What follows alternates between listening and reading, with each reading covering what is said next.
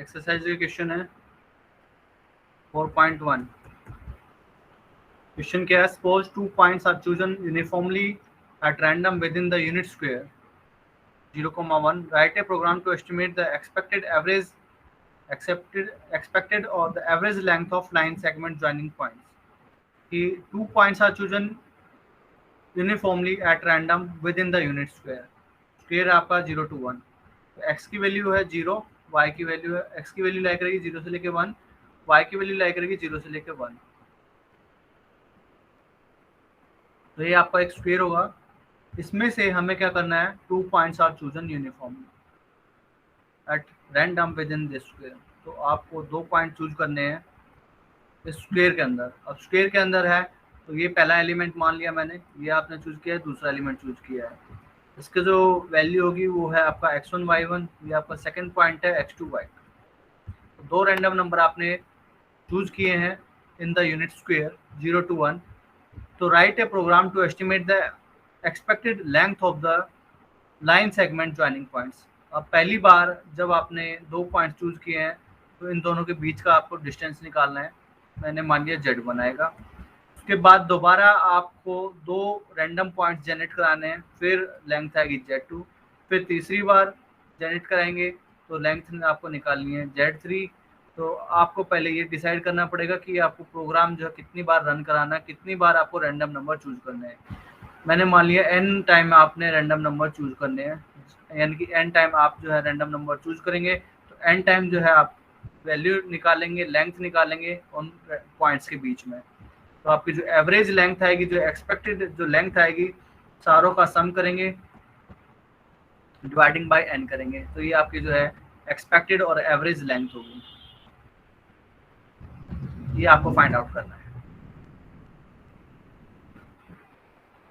आपको 2 random number choose करने हैं और उनके बीच की लेंथ, उनके जो बीच का जो डिस्टेंस है वो आप निकालेंगे, और जितनी बार भी निकालेंगे उनका हम सम करेंगे और फिर इसको हम डिवाइड करेंगे n से. तो इसको हम करने के लिए हम क्या करेंगे? सबसे पहले हम ये आपके x1 y1 2 random number generate कराएंगे. तो ये आपका होगा एक पॉइंट के लिए. फिर x2 y2 random number generate कराएंगे, ये आपका होगा सेकेंड पॉइंट. फिर उन दोनों का बीच का हम डिस्टेंस निकालेंगे, x2 माइनस x1 का whole square plus y2 minus y1 का होल स्क्वायर. ये आप डिस्टेंस निकालेंगे, इसको आप डिफाइन कर देंगे किसी उसमें वेरिएबल में आप डिफाइन कर देंगे. मैंने मान लिया सम के अंदर मैंने डिफाइन कर दिया. पहले सम हम लेंगे 0, उसके बाद हम जो है सम के अंदर हम इसको ऐड करते रहेंगे. तो जितनी बार आप इसको रन कराएंगे तो उतनी बार ये जो है डिस्टेंस हम निकालेंगे और उसको ऐड करते रहेंगे. जो फाइनल टाइम में जो वैल्यू मिलेगी तो सम करने के बाद वो आपकी यहाँ पे इस वेरिएबल सम के अंदर रहेगी वैल्यू, और फिर उसको हम डिवाइड कर देंगे जितनी बार हमने उसको रन कराया है प्रोग्राम को. तो ये हम यहाँ पे करने वाले हैं. तो उसके लिए हमने क्या किया है? हैश इंक्लूड uniform.h, ये हमने हेडर फाइल इंक्लूड की है. क्यों की है? क्योंकि हमें यहाँ पे रैंडम नंबर जनरेट कराने हैं. तो इसके लिए हमने हेडर फाइल पहले डिक्लेयर की हुई है, डिफाइन की हुई है. तो वो हमने यहाँ पे डिफाइन कर दिया है uniform.h. उसके बाद हैश इंक्लूड istream, फिर उसके बाद हमने यूज़ किया है hash include cmath. Header file हमने यहाँ पे इंक्लूड की है. उसके बाद हमने लिखा है यूजिंग नेम स्पेस std, फिर इंटीजर मेन, और उसके बाद हमने लिखा है x1 x2 y1 y2. तो ये जो आप पॉइंट लेने वाले हैं इन द यूनिट स्क्वायर, तो जो पहला पॉइंट है वो आपका x1 y1 है, तो वो हमने यहाँ पे ले लिया है x1 y1. फिर जो सेकंड पॉइंट होगा आपका होगा x2 y2. तो ये 2 रैंडम नंबर आपको जनरेट कराने हैं, तो इनको हमने ले लिया डबल डेटा टाइप का. उसके बाद ये हमने यहाँ पे लिखा कांस्टेंट लॉन्ग NREPS, ये जो भी वैल्यू हमने यहाँ पे लिखी है. तो इतने बार हम यहाँ पे प्रोग्राम को रन कराएंगे, इतनी बार रैंडम नंबर हम जनरेट 1 करोड़. ठीक है, तो ये 1 करोड़ टाइम जो है हम इसको रन कराएंगे.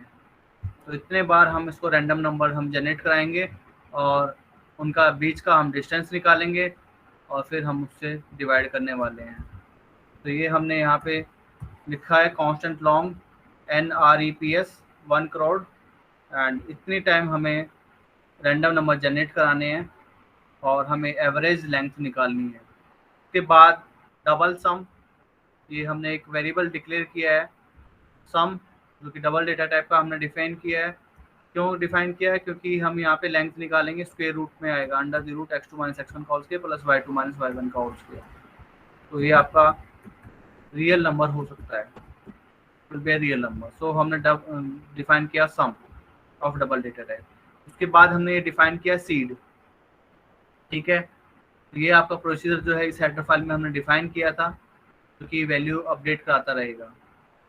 उसके बाद सम की वैल्यू हमने लिया 0, इनिशियलाइज करेंगे हम सम इक्वल टू 0, और फिर जितनी बार हम लूप चलाएंगे k की value 0 less than this quantity and k plus plus. अब हम रैंडम नंबर जनरेट कराएंगे। x1 को हमने लिख दिया है, यूनिफ को हम कॉल करेंगे। तो यूनिफ जो है ये वाला विदाउट आर्ग्यूमेंट, ये आपको वैल्यू देगा, रियल नंबर देगा 0 to 1 के बीच में। तो x1 के अंदर हमने वैल्यू स्टोर करा दी है, यूनिफ रैंडम नंबर जनरेट करेगा। y1 जो है वो भी हमने फिर दोबारा कॉल किया है, तो x1 y1 ये आपका पहला कोऑर्डिनेट मिल गया है रैंडम नंबर जनरेट होने के बाद। फिर x2 y2 ये हमने सेकंड नंबर जनरेट करा दिया है। उसके बाद हम निकालेंगे डिस्टेंस। तो डिस्टेंस फॉर्मूला हम यहाँ पे अप्लाई करेंगे। तो हमने यहाँ पे नेक्स्ट 25 लाइन में हमने इसको लिखा है। तो सम के अंदर हम इसको स्टोर कराते रहेंगे। तो सम की वैल्यू स्टार्टिंग में 0 है। जैसे ही हम फर्स्ट टाइम इसको कॉल करेंगे तो ये जो डिस्टेंस है वो हम सम के अंदर अपडेट कराते रहेंगे जब तक हमारा ये लूप टर्मिनेट नहीं हो जाता। तो sum plus equal to square root, ये आपका जो फंक्शन है वो आपका हेडर फाइल में डिफाइंड है सी मैथ में, सी मैथ। तो यहाँ पे इसलिए हमने हेडर फाइल यूज की है स्क्वायर रूट निकालने के लिए। फिर ये हमने लिख दिया x2 minus x1 multiply x2 minus x1 plus y2 minus y1 plus multiply y2 minus का y1।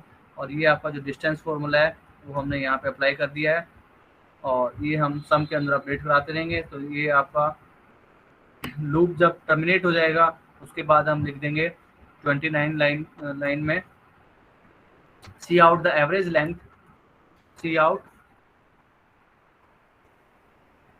Out the average length of the segment is. अब ये हमने यहाँ पे डिफाइन किया sum dividing by total number of experiments. ठीक है, जितनी बार हमने रैंडम नंबर जनरेट कराना है। और फिर हमने कर दिया एंडल, और हम रिटर्न कराएंगे 0 को। अगर मैं इसको रन कराता हूँ, देखते हैं कंपाइल एंड रन।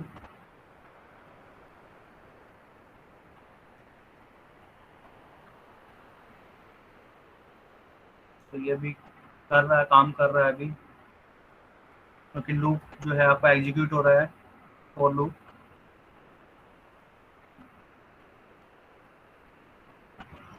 जैसे ही आपका फॉर लूप कैलकुलेट हो जाएगा उसके बाद आपका आउटपुट मिलेगा।